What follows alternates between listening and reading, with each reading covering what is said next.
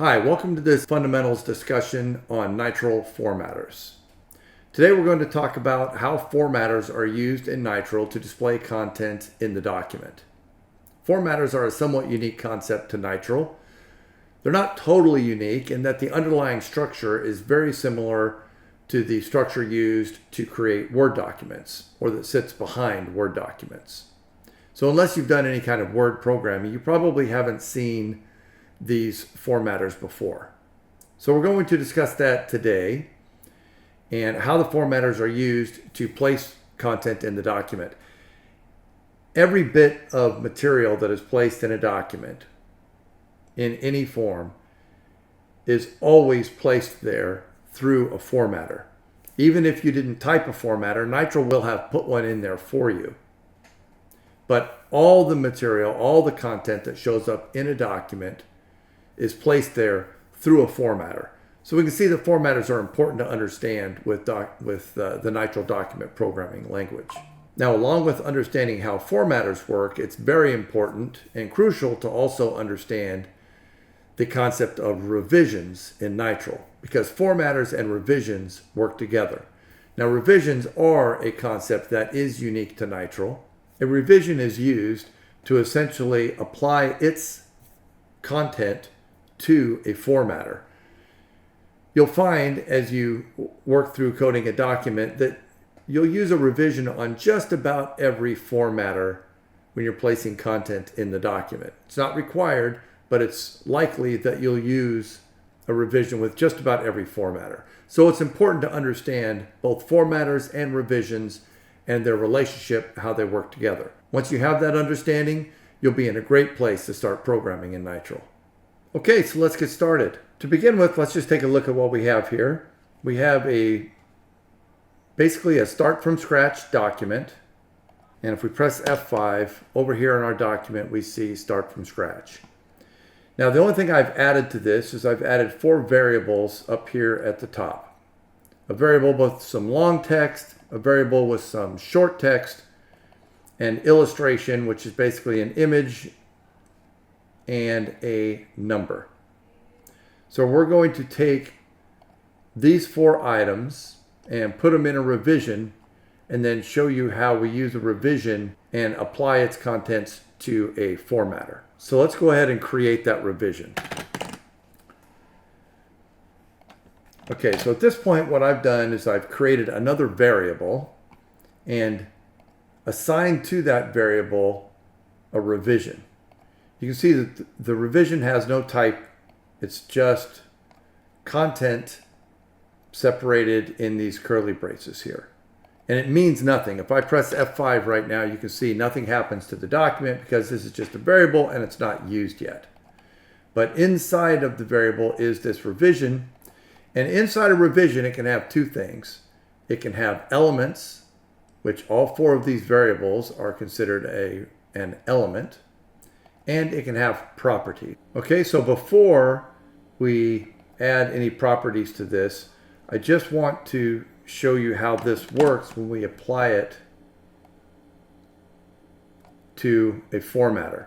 So the first formatter we see in this document is this Word document here. A document formatter is required to create any document. It's used exactly once in each document, and it is a formatter. So document is here, and we're going to apply a revision to the document called plain content and press F5. Poof, there we go. The content is laid out. So essentially what we've done here is we've taken this revision and applied it to document. And when that happens, essentially the contents of the revision are essentially consumed by the formatter. And so this formatter sees these elements as its own, and it displays them according to its formatting characteristics. But before we go any further, I want to point out that right after a formatter, we see this curly brace. This curly brace is the beginning of the revision for that particular formatter. So what we see here is document has a revision And inside that revision, we have another revision. And this is the revision whose contents are being applied to document. Now that being said, let's just take out the initial revision here. And let's apply the plain content revision directly to document. We'll press F5. See, we can see nothing changed. The content is still there. So this is essentially exactly the same thing as writing this.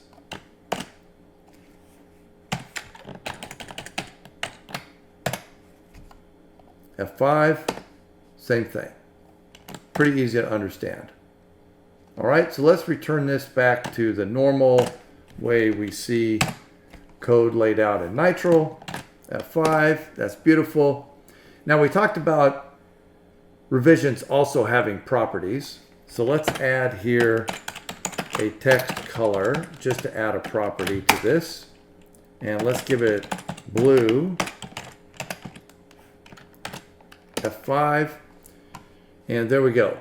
So now this revision has text color blue. It revises document. Document assumes all of this content as its own. So now all of the content in the document will have the color blue.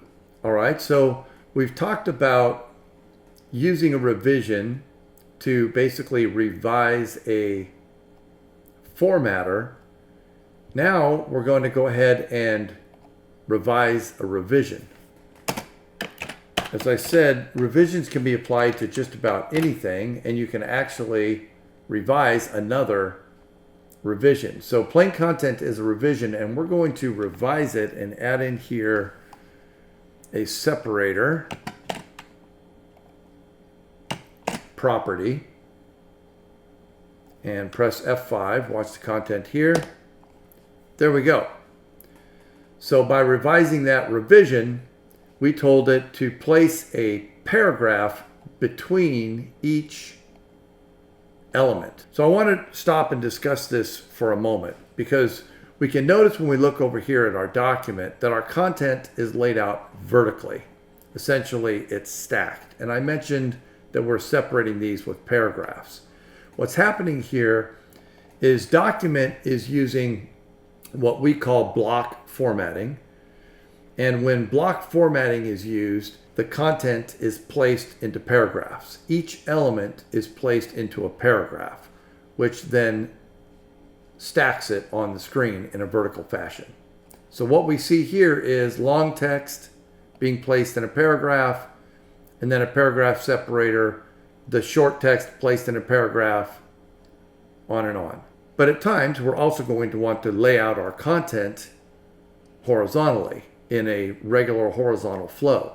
In Nitro, when content is laid out horizontally end to end, we call that a run. So let's add a formatter in here that will lay its content out in a run. So we're going to add a paragraph which does exactly that. And let's go ahead and apply to that paragraph. In fact, we don't even need the whole revision thing there. We're just going to go ahead and apply plain content directly to paragraph. So paragraph revised by plain content. Let's just press F5 here and see what happens. Okay, so if we take a look at the content here, we can see it laid out differently.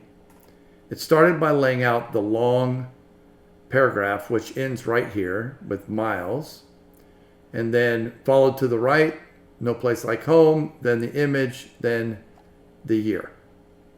So this is laid out in a horizontal flow called a run, and this is laid out in a vertical flow called a block.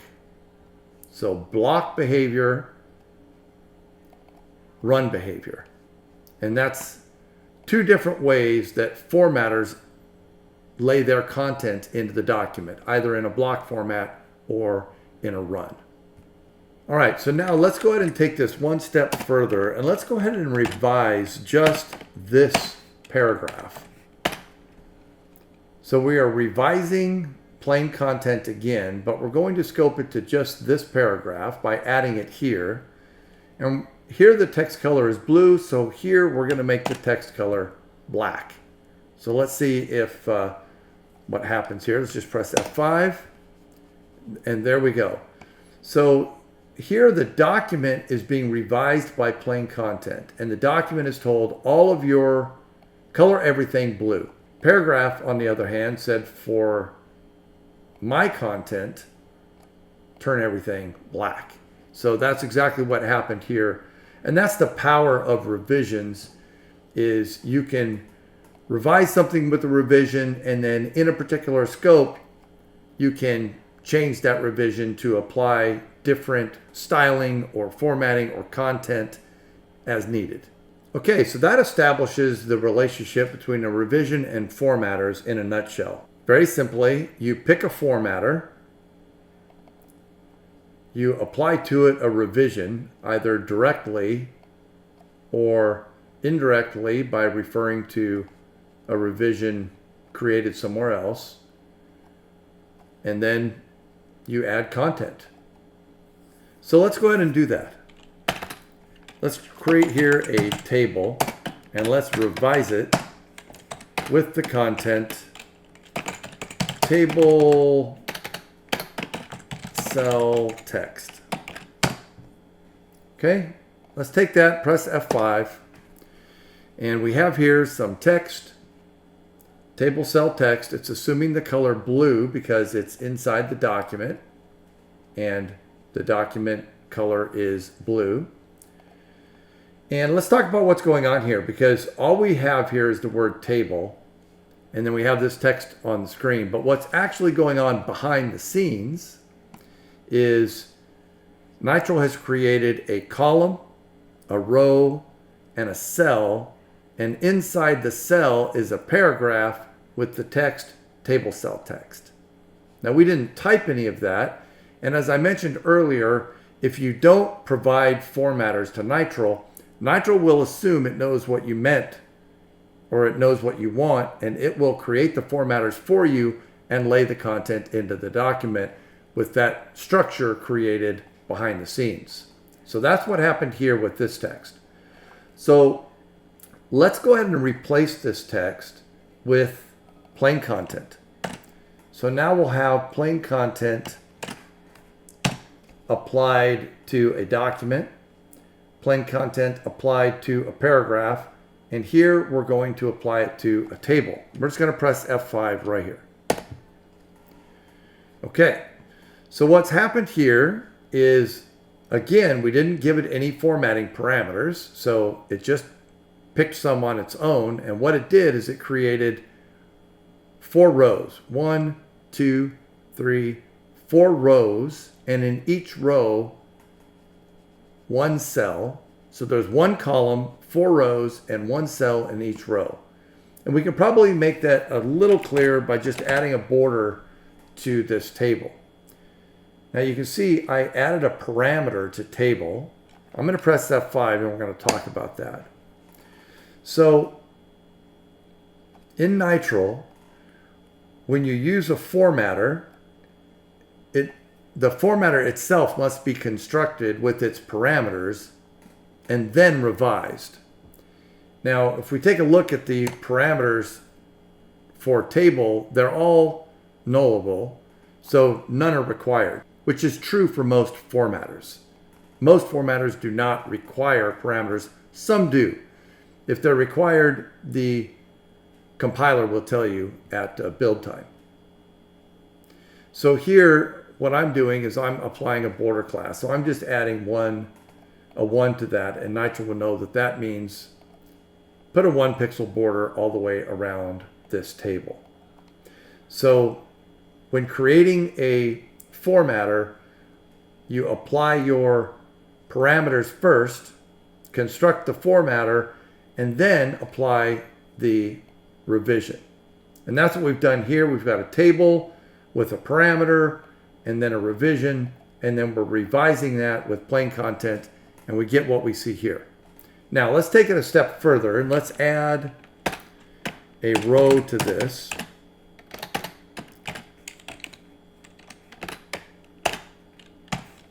Okay. Now we're telling it make 1 row instead of 4 rows. So we're being a little more specific. Let's see what happens. F5. Okay. So what's taking place now is it's taken the 4 elements of plain text, essentially the content, and it's laid it out into 4 cells. So now we have 1 row and 4 cells. All right. Let's go ahead and revise table here and just add a property. We're going to add an alignment property of top to the table. I'm going to press F5. All right, very nice. That moves the content up. We can see how we use properties inside revisions to affect the content. In table, we now have a single revision, and inside that revision, we have 1 property and 1 element row. Okay? Let's just take this 1 step further just to clean this content up, how it's running together here a little bit. We're just going to add, so as the second parameter here, we're going to add a pad all parameter and press F5. And that adds some padding around the cells. And that rounds out our basic understanding of formatters and revisions. It's just simple.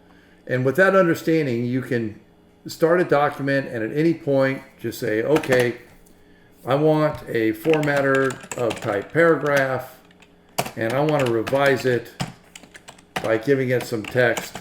This is my text. And I press F5 and I have a paragraph in the document and I understand what it is. This is a paragraph.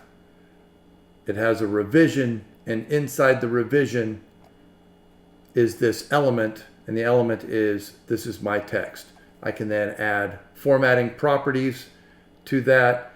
I can add in an external revision if necessary and create my document however I wish. So that's it. I hope this explanation of paragraphs and revisions helps you with your Nitro programming. If you would like to see more information on specific formatters, look for other videos in our Fundamentals series. Thanks for watching.